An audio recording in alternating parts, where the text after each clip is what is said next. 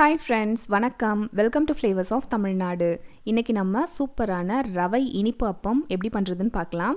இந்த ரவை இனிப்பு அப்பம் எங்கள் வீட்டில் கார்த்திகை தீபம், வரலட்சுமி விரதம், அப்புறம் தீபாவளி இந்த நாட்கள்லாம் கண்டிப்பாக பிரசாதமாக செய்வோம். இது ரொம்ப ரொம்ப சூப்பராக இருக்கும். வாங்க எப்படி பண்ணுறதுன்னு பார்க்கலாம். இந்த ரவை அப்பம் எந்த அளவுக்கு சாஃப்டாக இருக்குது பாருங்கள். எண்ணெயே இழுக்காது. நம்ம பணியாரக்கல்லையும் இந்த மாவை நம்ம பணியாரமாக கூட செஞ்சு எடுத்துக்கலாம். எண்ணெயில் போட்டு அப்பமாவும் பொரிச்சு எடுத்துக்கலாம். நீங்களும் கண்டிப்பாக ட்ரை பண்ணி பாருங்கள். எவ்வளோ சாஃப்டாக இருக்குது பாருங்கள். ரொம்ப ரொம்ப முக்கியமாக இது 4லேருந்து 5 நாளைக்கு ரூம் டெம்பரேச்சர்லேயே நம்ம கெட்டு போகாமல் ஸ்டோர் பண்ணிக்க முடியும். வாங்க இந்த அப்பம் எப்படி பண்ணுறதுன்னு பார்க்கலாம். இந்த அப்பத்துக்காக 1 கப் அளவு ரவையும் அதே 1 கப் அளவு மைதாவும் எடுத்திருக்கேன். நீங்கள் இதே மாதிரி ஈக்குவலான மெஷர்மெண்ட்டில் எடுத்துக்கோங்க. அப்போ தான் உங்களுக்கு பர்ஃபெக்டான கன்சிஸ்டன்சியில் உங்களுக்கு அப்பம் கிடைக்கும். இதை நம்ம மிக்சிங் பவுலில் ஆட் பண்ணிக்கலாம். ஒரு மிக்சிங் பவுல் எடுத்து வச்சுருக்கிற 1 கப் ரவை எடுத்துக்கலாம். இது வறுக்காத ரவை, வறுத்த ரவை யூஸ் பண்ண வேண்டாம். அப்பத்துக்கு எப்பயுமே வறுக்காத ரவை யூஸ் பண்ணிக்கிட்டால் தான் நமக்கு பிரியாமல் வரும். 1 கப் எடுத்து வச்சுருந்தா மைதாவையும் சேர்த்துக்கலாம். இப்போ இது ஒரு முறை கலந்து விட்டுடலாம். ரவையையும் மைதாவையும் நல்லா ஒரு முறை கலந்து விட்டுட்டு தேவையான தண்ணி ஆட் பண்ணிக்கலாம். இந்த அப்பத்துக்கு தண்ணியோட அளவு ரொம்ப ரொம்ப முக்கியம். தண்ணி அதிகமாக சேர்த்துட்டோம் அப்படின்னா எண்ணெயில் பொரிச்சு எடுக்க முடியாது. 1 கப் ரவையும் 1 கப் மைதாவும் எடுத்திருக்கோம் இல்லையா, அதனால் 1 கப் ரவைக்கு 1 கப் அளவு தண்ணியும் 1 கப் மைதாவுக்கு 1/2 கப் அளவு தண்ணியும் ஒட்டு மொத்தமாக நம்ம 1.5 கப் அளவு தண்ணி ஆட் பண்ணியிருக்கோம். தண்ணி கம்மியாக ஆட் பண்ணிட்டாலும் அப்புறமா ரவை ஊறினதுக்கப்புறம் தேவைன்னா சேர்த்துக்கலாம். ஆனால் முன்னாடியே அதிகமாக சேர்த்துறாதீங்க. தண்ணி ஊற்றிட்டு நம்ம நல்லா கலந்து விட்டுக்கலாம். இந்த ரவையும் மைதாவும் ஒரு 15 நிமிஷம் போல் நல்லா ஊறட்டும். ரவை நல்லா தண்ணியில் ஊறிட்டு தண்ணியெல்லாம் இழுத்துக்கும், அப்படியே இருக்கட்டும். இப்போ இந்த ரவை ஊறுற டைமில் நம்ம இதுக்கு தேவையான வெல்லத்தை நம்ம நல்லா தட்டி எடுத்துக்கலாம். எந்த அளவுக்கு நல்லா நைஸாக இடித்து எடுத்துக்க முடியுமோ அந்த அளவுக்கு நைஸாக இடிச்சுக்கோங்க. அப்போ தான் மாவில் நம்ம கலந்து விடுறதுக்கு ஈஸியாக இருக்கும். அவ்வளோதான், நான் வெல்லத்தை நல்லா தட்டி எடுத்துக்கிட்டேன். நாம் ரவை மைதாலாம் அளக்கிறதுக்கு யூஸ் பண்ணோம் இல்லையா, அதே கப்பாலேயே ஒரே 1 கப் அளவு வெல்லம் நல்லா அழுத்தி எடுத்துக்கலாம். 1 கப் ரவைக்கு 1 கப் வெல்லம்ன்றது கணக்கு. நம்ம மைதாவை கணக்கில் எடுத்துக்க வேண்டாம். அது ஒரு பைண்டிங் ஏஜென்ட்டாக மட்டும்தான் இருக்கும். இப்போ 15 நிமிஷம் போல் நமக்கு ரவையும் மைதாவும் நல்லா தண்ணியை அப்சர்வ் பண்ணிவிட்டு ஊறி வந்துடுச்சு. பாருங்கள் எந்த அளவுக்கு திக்காக இருக்குன்ட்டு. இதை நம்பி நீங்கள் தண்ணி ஆட் பண்ணிடாதீங்க. ஒரு பிஞ்ச் அளவுக்கு உப்பு சேர்த்துக்கலாம். இது ஸ்வீட்னஸை பேலன்ஸ் பண்ணும். உங்களுக்கு நல்லா பார்க்குறதுக்கு அட்ராக்ஷனாக இருக்கணுன்றதுக்காக நான் கலர் பவுடர் ஆட் பண்ணியிருக்கேன். உங்களுக்கு வேண்டாம்னா ஸ்கிப் பண்ணிவிடுங்க. ஃப்ளேவருக்காக ஒரு 3 ஏலக்காவை நல்லா தட்டிட்டு ஆட் பண்ணியிருக்கேன். அடுத்ததாக நம்ம எடுத்து வச்சுருக்கோம் இல்லையா 1 கப் அளவு வெல்லம், இதையும் நம்ம சேர்த்துடலாம். இப்போ நமக்கு மாவு கட்டியாக இருக்கு இல்லையா, வெல்லம் சேர்த்துட்ட உடனே வெல்லம் நல்லா இலகிட்டு நமக்கு நல்ல தண்ணியான ஒரு கன்சிஸ்டன்சிக்கு மாவு வந்துடும். அதனால் நீங்கள் தண்ணி எதுவுமே ஆட் பண்ண வேண்டாம். பொறுமையாக கலந்து விடுங்க. வெல்லம் நல்லா கரைஞ்சி மாவுக்கு நல்ல ஒரு இலக்கம் கொடுக்கும். அதனால் பொறுமையாக நல்லா கலந்து விட்டுக்கோங்க. அவசரப்பட்டு தண்ணி ஆட் பண்ணிடாதீங்க. இப்போ நான் கரண்டி யூஸ் பண்ணிவிட்டு குட்டி குட்டியாக இருக்கிற பீஸ் எல்லாத்தையும் நல்லா நசுக்கி விடுறேன். ஒரு 5 நிமிஷம் போல் நம்ம விட்டுட்டோம் அப்படின்னா வெல்லம் நல்லா தண்ணியில் ஊறிட்டு இன்னுமே நமக்கு கலந்து விடுறதுக்கு ஈஸியாக இருக்கும். இதை அப்படியே ஒரு 5 நிமிஷம் போல் விட்டுடலாம். அதுக்குள்ளே நம்ம இந்த அப்பத்தை பொரிச்செடுக்கிறதுக்கு தேவையான எண்ணெயும் நம்ம சிம்மில் வச்சிடலாம். அப்பம் பொரிக்க நல்லா ஒரு அகலமான வானலாம் எடுத்துக்கிட்டோம் அப்படின்னா ஒரே டைமில் 2லேருந்து 3 போல் அப்பத்தை பொரிச்செடுக்க முடியும்.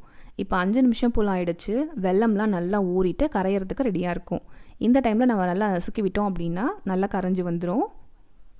பாருங்கள், மாவு இட்லி மாவு பதத்துக்கு இருக்கணும். நான் அதுக்கப்புறம் எந்த தண்ணியுமே ஆட் பண்ணல. முதல்ல சேர்த்து அந்த 1.5 கப் அளவு தண்ணி தான். வெல்லம் நல்லா இலகி இந்த அளவுக்கு கன்சிஸ்டன்சி நமக்கு கிடைக்கும். மாவு ரெடியாக இருக்குது. எண்ணெயும் நல்லா சூடாக இருக்குது. இப்போ அப்பத்தை பொரிச்சு எடுத்துடலாம். ஒவ்வொரு அப்பத்துக்கும் மாவை நல்லா கலந்து விட்டுட்டு எடுக்கணும். மாவு கரண்டியில் எடுத்ததுக்கப்புறமா அடியில் அன்வான்டாக விழுறது எல்லாத்தையுமே பவலில் வழிச்சிட்டு அதுக்கப்புறமா எண்ணெயில் ஊற்றணும். ஃப்ளேமை சிம்லேருந்து மீடியமில் வச்சுக்கோங்க. ரொம்ப ஹை ஃப்ளேமில் வச்சிட்டிங்க அப்படின்னா அப்பம் கரைஞ்சி போயிடும். ஏன்னா வெல்லம் இருக்கு இல்லையா, வெல்லமோ சர்க்கரையோ நம்ம இந்த மாதிரி ரெசிப்பியில் வெல்லம் சர்க்கரை இருக்கும்போது எண்ணெயில் பொரிக்கும் போது ஈஸியாக கரியறதுக்கு வாய்ப்பு இருக்குது. அதனால் கண்டிப்பாக சிம்லேருந்து மீடியம்லேயே வச்சுக்கோங்க. ஃப்ளேமை ஹை ஃப்ளேமில் வச்சிடாதீங்க. பாருங்கள் அப்பம் எந்த அளவுக்கு உப்பி வருதுன்ட்டு.